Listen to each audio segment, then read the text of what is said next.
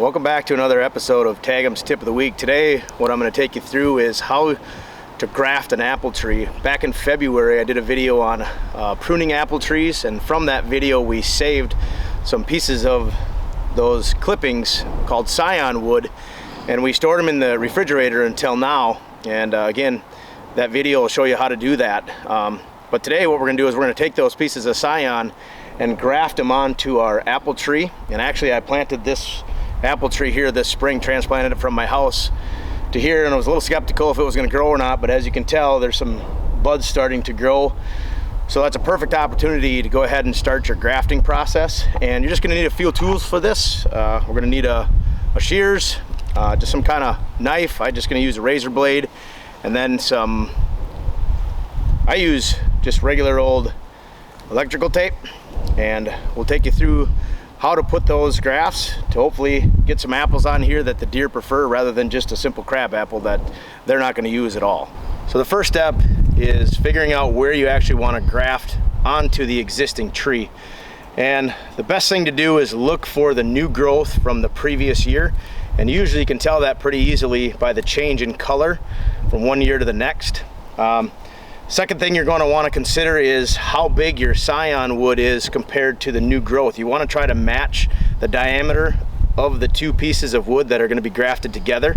If you have one that's really small and one that's really big, it's probably not going to graft, and it's probably not going to take. So figuring out where I want to graft is going to be twofold. I'm going to pick out a spot that's new growth and the size of the grafts that I have, or the pieces of scion that I have. Once I've determined that, then we can go ahead and start the grafting process. All right, I picked out my scion piece that I like. I've got a couple buds that are, you can tell, just starting to bud out a little bit here. And I've picked out the spot that I want to graft it onto, and I've kind of matched those two up as far as diameter goes. And then the first step is going to be to just go ahead and clip that piece off.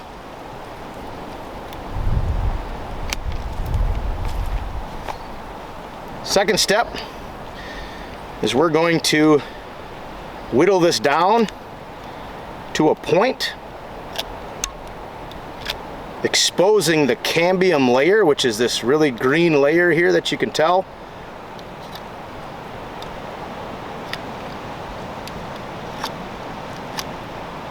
So you can tell that nice green layer is what we call the cambium layer. That's what we're going to try to match up to the existing tree.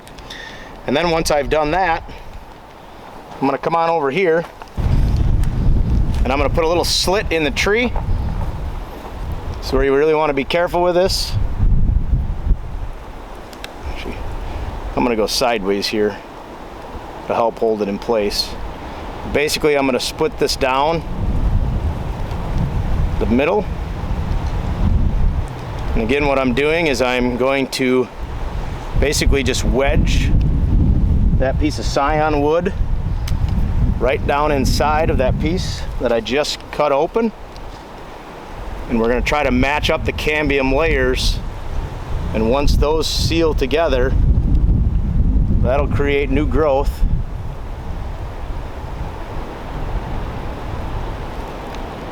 And you don't want to have any gaps if possible. You want to try to make it as tight as possible. I'm going to wedge this down just a little bit more. Now you can tell those two cambium layers are going to meet together right there, and that's going to grow together, creating a nice honey crisp branch that'll get some apples on it, and hopefully the deer will enjoy that. Last step is just going to be to take some electrical tape. There's other rubber bands that decompose by themselves that you can use on here. I've just found that this works really well. Basically, you want to get it really tight, and you don't want any moisture to get in there or air to dry it out. So you're going to want to seal it up really good.